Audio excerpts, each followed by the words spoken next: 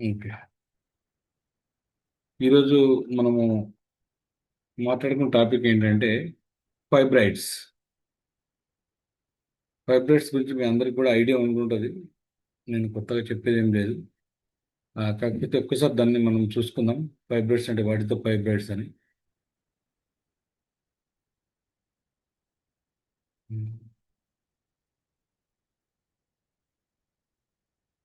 ఫైబ్రాయిడ్స్లో మనం కామన్గా ఫైబ్రాయిడ్స్ అని అనగానే మనకు గుర్తొచ్చేది ఏంటంటే గర్భాశయ గడ్డలు, అంటే మనకు యూట్రస్లో ఉండే గడ్డలు గుర్తొస్తాయి. అవునా కదా? ఎవరికైనా ఇప్పుడు మనం యాజ్ ఎ వెల్నెస్ ఎక్స్పర్ట్గా మనము గర్భాశయ గడ్డలు చాలామంది డాక్టర్ దగ్గర నుంచి మనం వచ్చినప్పుడు వాళ్ళ స్కానింగ్ చూసినప్పుడు మనకు అర్థమైంది ఇవి గర్భాశయ గడ్డలు అంటే ఫైబ్రాయిడ్స్ అనగానే డాక్టర్ వాటి గురించి వాళ్ళకి ఎక్స్ప్లెయిన్ చేస్తారు లేదో మనకు తెలియదు. చాలామంది ఎక్స్ప్లెయిన్ చేసే ప్రయత్నం చేస్తారు. అయితే యూట్రస్ ఫైబ్రాయిడ్స్ అంటే యూట్రస్లో ఉండే ఈ ఫైబ్రాయిడ్స్ అంటే గడ్డలు అనేవి ఈ యూట్రస్ కండరాల పొర, మయోమెట్రియం అంటారు దీన్ని.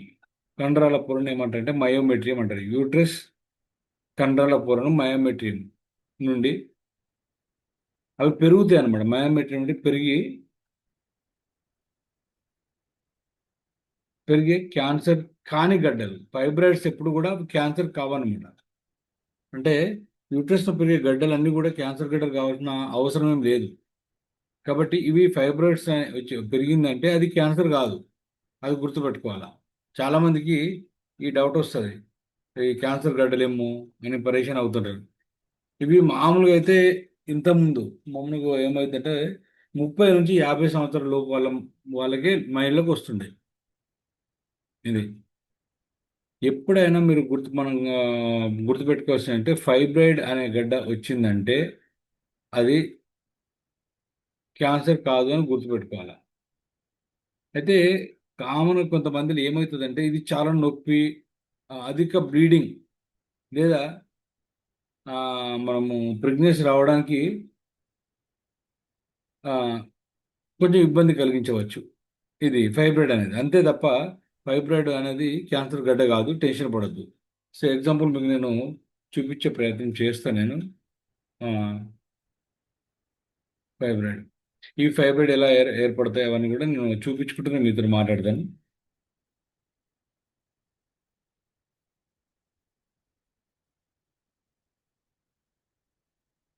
ఆ, అందరికి కనిపిస్తుంది నేను అనుకుంటున్నాను. ఇది యూట్రస్, మీరు చూడొచ్చు. యూట్రస్లో ఇగో సబ్మ్యూకోసల్ ఫైబ్రాయిడ్. ఇది ఈ చిన్న చిన్న గడ్డలున్నాయి కదా, వీటిని మన ఫైబ్రాయిడ్స్ అంటాం. ఇవి ఎక్కడెక్కడ ఏర్పడాయో చూడొచ్చు. సబ్మ్యూకోసల్ అంటే ఈ పైన, పెడి న్యూక్లియేటెడ్ ఫైబ్రాయిడ్ ఇక్కడ, ఇంటర్మ్యూచువల్ ఫైబ్రాయిడ్ ఇక్కడ, అండ్ సబ్ కోసల్ ఫైబ్రాయిడ్ ఇక్కడ. అంటే ఫైబ్రాయిడ్ అనేది ఇలా మనకు ఏర్పడుతూ ఉంటాయి మీరు గమనిస్తూ ఉంటే. ఇలా అంటే గర్భాశయం లోపల కానీ గర్భాశయం బయట కానీ ఇవి ఏర్పడే అవకాశాలు ఉంటాయి. అయితే గర్భాశయ కండరాలు అంటే యూట్రస్ కండరాలు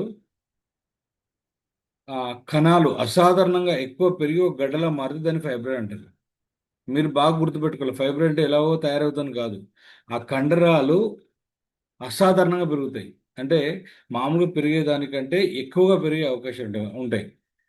ఆ పెరిగిన చోట ఈ చిన్న చిన్న గడ్డగా ఏర్పడుతుంది. దాన్ని మనము ఫైబ్రాయిడ్ అంటున్నాం కదా. ఈ ఫైబ్రాయిడ్ అనగానే ఏదో మనము సిస్ట్ అంటే వేరు, మళ్ళా అది సిస్ట్ వేరు. సిస్ట్ వేరు, ఇది ఇది ఫైబ్రాయిడ్ వేరు. ఫైబ్రాయిడ్ ఏంటంటే మన మన కండరాలే అసాధారణంగా పెరగడం వల్ల ఏర్పడే గడ్డ అన్నమాట ఇది. దీన్ని ఫైబ్రాయిడ్ అంటారు.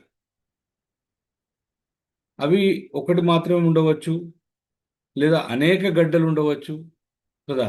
ఒకటి ఉండొచ్చు, అంతకన్నా ఎక్కువ ఉండొచ్చు. చిన్న చింత గిందంచ నుండి పెద్ద పుచ్చకాంత వరకు కూడా కొంతమంది పెరుగుతాయి. అంటే పెద్ద కూడా కొంతమంది పెరుగుతాయి.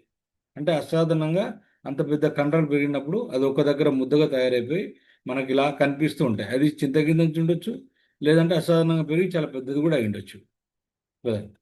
ఇలా ఫైబ్రాయిడ్లో మనకు రకాలు ఉంటాయి. ఒక ఫస్ట్ రకం వచ్చేసి ఇంట్రా మ్యూరల్ ఫైబ్రాయిడ్. ఇప్పుడు మనము అనుకున్నాం కదా, ఇగో ఇక్కడ ఉంటాయి చూడండి, ఇంట్రామ్యూరల్ ఫైబ్రాయిడ్. ఇది ఇంట్రామ్యూరల్ ఫైబ్రాయిడ్. ఈ ఇంట్రామ్యూరల్ ఫైబ్రాయిడ్ కనిపిస్తుందా మీకు అందరికి కూడా? రమేష్, కనిపిస్తుందా? కనిపిస్తుంది. ఇది కనిపిస్తుంది. ఇంట్రామ్యూరల్ ఫైబ్రాయిడ్ అంటారు.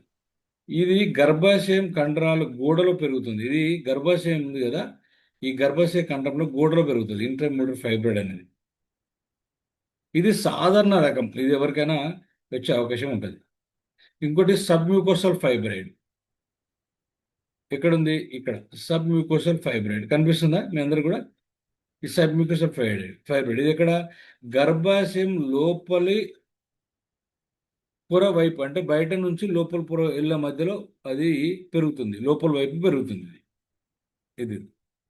దీని వలన మనకు ఎక్కువ బ్లీడింగ్ కావడము, ప్రెగ్నెన్సీ రావడంలో ఇబ్బందులు కలుగుతాయి. దేనివల్ల? సబ్మ్యూకోసల్ ఫైబ్రాయిడ్ వల్ల ఇవన్నీ కూడా జరిగే అవకాశం ఉంది. ఇంకోటి సబర్సల్ ఫైబ్రాయిడ్. ఇగో సబార్సల్ సబోర్సల్ ఫైబ్రాయిడ్. ఇది ఇది ఇక్కడ మీకు కనిపిస్తుంది, పెద్దగా కనిపిస్తుంది చూసారా? ఇది కంప్లీట్గా గర్భాశయం బయట ఏర్పడుతుంది ఈ ఫైబ్రాయిడ్, అంటే యూట్రస్ బయట ఏర్పడుతుంది. ఆ, ఇది దీనివల్ల మన యూరిన్, ఇక్కడ యూరిన్ చాలా ఇబ్బంది అవుతుంది, మూత్రాశయంపై ఒత్తిడి పెరుగుతుంది దీనివల్ల. ఎందుకంటే బయట ఉంది కదా, అప్పుడు మనకు మూత్రాశయాన్ని ఇది ఆ, బాగా ఒత్తిడి చేస్తాయి అన్నమాట.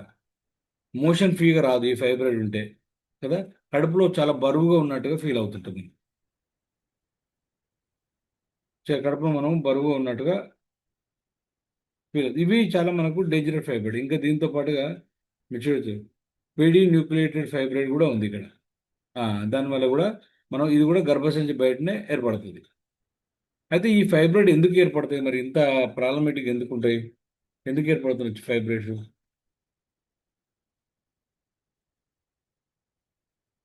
ఎందుకు ఏర్పడతాయి అంటే బాగా గుర్తుపెట్టి, ఖచ్చితంగా దీనికంటే ఒక కారణం లేదు. మనమైతే ఫ్రీ రాడికల్స్ ఎఫెక్ట్ అనుకుంటున్నాము, దీనికంటే ఒక కారణం లేదు. అయితే ఈ కొన్ని అంశాలు మనం గమనించామన్నమాట. ఆ గమనించిన అంశాలు కొంచెం చూద్దాం. అంటే మన బాడీలో హార్మోన్స్ ఉంటాయనే విషయం మీ అందరికీ తెలుసు కదా, హార్మోన్స్. ఇక్కడ మన గర్భసంచిలో ఎక్కువ ఆ, ఉండే హార్మోన్స్ ఏంటంటే ఈస్ట్రోజన్ మరియు ప్రొజెస్టరాన్. ఇవి ఇవి ఈ రెండు హార్మోన్స్ ప్రభావం వల్ల ఇది ఏర్పడతాయని మనం ఒకటి అనుకున్నాం. ఇంకోటి రెండోది జెనెటిక్గా, అంటే వంశపారంపర్యం కూడా కొందరికి వచ్చే అవకాశం ఉంది. తర్వాత ఒబేసిటీ, అంటే వెయిట్ ఎక్కువ ఉన్న వాళ్ళకు ఖచ్చితంగా ఇలాంటి ప్రాబ్లమ్స్, పీసీఓడి కానీ ఇలాంటి ప్రాబ్లమ్స్ స్టార్ట్ అయ్యే అవకాశం ఉంది. ఇది కామన్గా 30 సంవత్సరాల పైన వాళ్ళకే వస్తుంది, 30 నుంచి 50 సంవత్సరాల లోపు వాళ్ళకి వస్తుంది. లేకుంటే మంత్ తొందరగా స్టార్ట్ అయిన వాళ్ళకు, రజస్వాలు తొందరగా అయిన వాళ్ళకు కూడా ఇది 30 సంవత్సరాల తర్వాత వచ్చే అవకాశాలు ఎక్కువ ఉంటాయి. అయితే కొంతమందిలో మనకు ఎలాంటి లక్షణాలు కనిపించవండి. కొంతమందిలో ఇవి ఎలాంటి లక్షణాలు కనిపించవు. ఎక్కువ రోజులు పీరియడ్స్ రావడం, చాలామందికి పీరియడ్స్ అనేది ఎక్కువ రోజులు వస్తుంటాయి. మీరు చూసారా? 3 రోజులు 5 రోజులు రావాలా మనకు, కొంతమంది 10 రోజులు 15 రోజులు కూడా వస్తాయి కదా. అది ఒక కారణం మనం అనుకోవాలి. అట్లా వస్తుందంటే మనము దీన్ని ఉందేమో అనుకోవాలి. ఎక్కువ రోజులు పీరియడ్స్ రావడం ఒకటి. కింద పొత్తి కడుపులో నొప్పి వస్తుంది. ఈ ఫైబ్రాయిడ్స్ ఉన్న వాళ్ళకి ఏంటంటే కింద పొత్తి కడుపులో విపరీతమైన నొప్పి వస్తుంది, తట్టుకోలేరు వాళ్ళు. కడుపులో బరువుగా ఉంటుంది, ఏదో తెలియని ఫీలింగ్ కడుపులో ఉంటుంది ఎప్పుడు, ఏదో నేను మోస్తున్నట్టుగా ఫీలింగ్ ఉంటుంది కదా. తరచుగా మాటి మాటికి యూరిన్ వచ్చిన ఫీలింగ్ ఉంటుంది, యూరిన్ పోయాల్సి వస్తుంది మళ్ళీ. వీళ్ళకు పొత్తిగడ్డ నొప్పితో పాటు నడుము నొప్పి కూడా ఉంటుంది. కొంతమందిలో పిల్లలు కాకపోవడానికి కూడా ఇది ఒక కారణంగానే మనం చెప్పుకుంటాం కదా. ఇది ఈ ఫైబ్రాయిడ్ వల్ల మనకు మేజర్గా వచ్చే సమస్యలు ఏంటంటే బ్లడ్ తక్కువ అవుతుందండి, రక్తహీనత తగ్గుతుంది, రక్తహీనత అవుతుంది, తీవ్రమైన బ్లీడింగ్ అవుతుంటుంది రెగ్యులర్గా, అందుకే రక్తహీనత ఉంటుంది. ప్రెగ్నెన్సీ కాంప్లికేషన్స్ ఉంటాయి. కింద పొత్తికడిపై చాలా నొప్పి వచ్చేసి తట్టుకోలేకుండా భరించలేకుండా ఉంటారు వీళ్ళు. దీన్ని గుర్తించాలంటే మూడు విషయాలండి. ఒకటి స్కానింగ్, అల్ట్రాసౌండ్ స్కానింగ్ చేసుకోవాలి, అబ్డామిన్ అండ్ పెల్విస్. అంటే లేడీ డాక్టర్ అయితే పెళ్లి దగ్గర చేయబెట్టి చూస్తారు, వాళ్ళు ఎగ్జామినేషన్ చేస్తారు. అవసరమైతే ఎంఆర్ఐ కూడా చేసుకుని మనం దీన్ని ఉంచుకోవాలి. దీనికి చికిత్స ఉందా అంటే చెప్పొచ్చు. ఫైబ్రాయిడ్ పరిమాణము, లక్షణాలు, వాళ్ళ వయస్సు, భవిష్యత్తులో గర్భం కావాలనే కోరిక వంటి అంశాలపై వాళ్ళ చికిత్స ఆధారపడి ఉంటుంది. మీరు మనం గుర్తుపెట్టుకోవాలి. ఒకటి, ఫైబ్రాయిడ్ ఎంత పెద్దగా ఉంది, దాని లక్షణాలు, వయసు, వాళ్ళ ఏజ్ ఎంత ఉంది, భవిష్యత్తులో వాళ్ళ ప్రెగ్నెన్సీ అవసరము అనే దాన్ని బట్టి ఆధారపడి మనము ట్రీట్మెంట్ అనేది డాక్టర్ చేయడం జరుగుతుంది. చిన్నవి, ఎటువంటి లక్షణాలు లేకపోతే క్రమం తప్పకుండా పరీక్షలు చేస్తూ మనము కొన్ని డైట్ చేంజ్ చేసుకోవడం వల్ల తగ్గించుకోవచ్చు. ఇంకోటి, రక్తస్రావము, నొప్పి తగ్గించడానికి కొన్ని హార్మోన్ ఇంజెక్షన్లు ఉన్నాయి, మందులు ఉన్నాయి, టాబ్లెట్స్ కూడా ఇస్తారు డాక్టర్లు, అవి వాడుకోవచ్చు. ఇంకోటి, దీనికి సర్జరీస్ కూడా ఉంటాయి. మీరు చాలామంది చూస్తారు ఫైబ్రాయిడ్ సర్జరీ చేస్తారు. మయోమెక్టమీ అంటారు దీన్ని. ఫైబ్రాయిడ్ సర్జరీ ఏమంటారు, మయోమెక్టమీ అంటారు. మయోమెక్టమీ అంటే ఫైబ్రాయిడ్ మాత్రమే తొలగిస్తారు, అక్కడ యూట్రస్ కాదు, ఫైబ్రాయిడ్ ఒకటే తీస్తారు మయోమెక్టమీ అంటే. ఇంకా కొందరిలో చాలా పెద్దగా ఉంటాయి, దాంతోపాటు యూట్రస్ కూడా తీసేస్తారు, దీన్ని ఇస్టెక్టమీ అంటారు. ఆ, తీసేస్తారు. ఇది అంతా బాగానే ఉంది. ఆ, ఓకే. మన యాజ్ ఎ వెల్నెస్ ఎక్స్పర్ట్గా మనము ఎలాంటి సలహాలు ఇవ్వచ్చు కదా. వాళ్ళు ఆరోగ్యకరమైన బరువును వాళ్ళ అదుపులో ఉంచుకోవాలి. క్రమం తప్పకుండా ఎగ్జాక్ట్గా మనకు ఎక్సర్సైజ్ చేయాలి ఎవ్రీడే. ఇది తగ్గించుకోవాలండి ఫైబ్రాయిడ్ ఉన్న వాళ్ళు, బాగా గుర్తుపెట్టుకోండి. మన వెల్నెస్ ఎక్స్పర్ట్ ఇచ్చిన చార్ట్ ఏదైతే ఉందో, ఫుడ్ చార్ట్ కానీ, లేకుంటే ఎక్సర్సైజ్ చార్ట్ కానీ, లేకుంటే మానసికంగా కాకుండా తీసుకొని చూసుకోవాలి. సమతుల ఆహారము ఖచ్చితంగా తీసుకోవాలి. అధిక రక్తస్రావం లేదా పొత్తి కడుపు నొప్పి వెంట వచ్చినప్పుడు గైనకాలజిస్ట్ని కలిసి వాళ్ళని సంప్రదించమని మనం చెప్పాలి.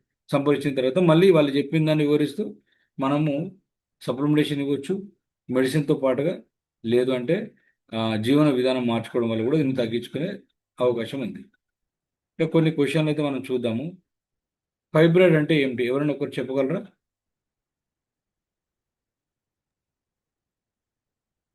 గర్భాశయ గడ్డలు సార్. Yes, super.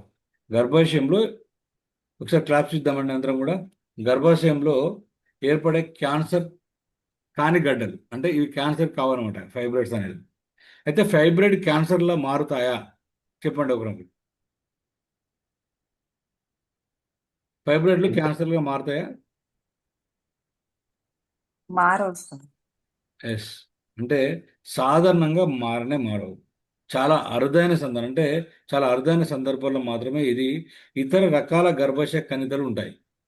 సాధారణంగా ఫైబ్రాయిడ్ క్యాన్సర్ మారడం చాలా చాలా రేర్ అనమాట. ఇంకా దీనికి వేరు వేరు కాంప్లికేషన్స్ ఉంటే తప్ప అది మారవు. ఫైబ్రాయిడ్ వల్ల గర్భం రాదా? రాదు. రాదు. సూపర్. అంటే అన్ని ఫైబ్రాయిడ్స్ వల్ల కాదు, అన్ని ఫైబ్రాయిడ్స్ వల్ల కాదు అనమాట.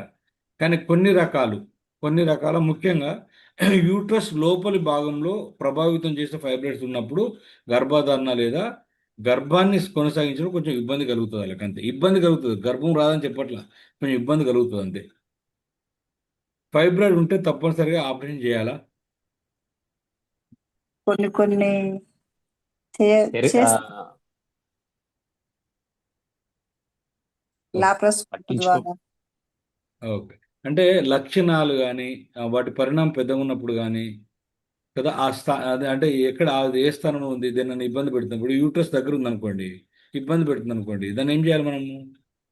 మూత్రం రావట్లేకపోతే చేయాల్సిందే కదా. అట్లా మనకు ఎమర్జెన్సీ సిచ్యువేషన్లో కదా, వయస్సు ఆ, దృష్టిలో పెట్టుకొని మరియు భవిష్యత్తులో పిల్లలు కనాలన్న ప్రణాళిక ఆధారంగా వైద్యుడు అంటే మన డాక్టర్ దాన్ని చికిత్స నిర్ణయిస్తారు కదా. అయితే ఇక్కడ వెల్నెస్ ఎక్స్పర్ట్ పాత్ర ఏంటంటే వైద్యులు ఇచ్చిన మెడిసిన్ కంటిన్యూ చేయించుకుంటూనే జీవనశైలి మార్పుల వల్ల దీని సైజును తగ్గించుకుంటూ వెళ్ళాలి. వాళ్ళకు ప్రెగ్నెంట్ వచ్చినట్టుగా మనం ప్లాన్ చేసుకోవాలి. లేదంటే ఇంకేమైనా నొప్పి వస్తున్నా తగ్గించుకునే ప్రయత్నం చేయాలి. ఇలాంటివన్నీ చేయాల్సింది యాజ్ ఎ వెల్నెస్ ఎక్స్పర్ట్గా అది మన బాధ్యత. మీకు సర్జరీ చేసినప్పుడు అలా తీసేస్తారండి, లాప్రోస్కోప్ చేసినప్పుడు మీరు చూడొచ్చు, ఇలా తీసేస్తారు. లాస్ట్ లైన్ మీకు ఒకటి చెప్తాను. ఫైబ్రాయిడ్ అనేవి గర్భాశయంలో వచ్చే క్యాన్సర్ కాని గడ్డలు, మీరు గుర్తుపెట్టుకోవాలి. ఇవి క్యాన్సర్ కాదనమాట. ఆ, కాదనమాట కదా. చాలా మందిలో ఇది ప్రమాదకరం కూడా కావు. కానీ అధిక రక్తస్రావము, నొప్పి, గర్భధారణ సమస్యలు ఉంటే తప్పకుండా వైద్య పరీక్ష చేయించుకోవాలి. గైనకాలజిస్ట్ సంప్రదించాలి. దాంతోపాటుగా మళ్ళీ మళ్ళీ రాకుండా ఉండాలంటే వెల్నెస్ ఎక్స్పర్ట్ సలహాలు తీసుకుంటూ మనం ముందుకెళ్ళాలి. ఇక్కడ వెల్నెస్ ఎక్స్పర్ట్ పాత్రనే జీవితకాలం ఉంటుంది. డాక్టర్ పాత్ర అన్ని సమస్యల్లో మినిమం ఎమర్జెన్సీలో మాత్రమే ఉంటుంది. ఇది కాబట్టి ఈరోజు మనం ఫైబ్రాయిడ్ గురించి తెలుసుకున్నాం. ఆ, మనం నెక్స్ట్ టాపిక్లోకి వెళ్దాం. ఓకేనా? బాగుందా? Super sir. Super sir.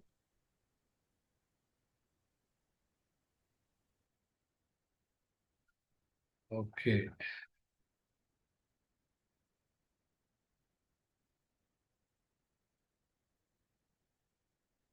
ఈ రికార్డ్ ఆపేద్దాం ఒక నిమిషం.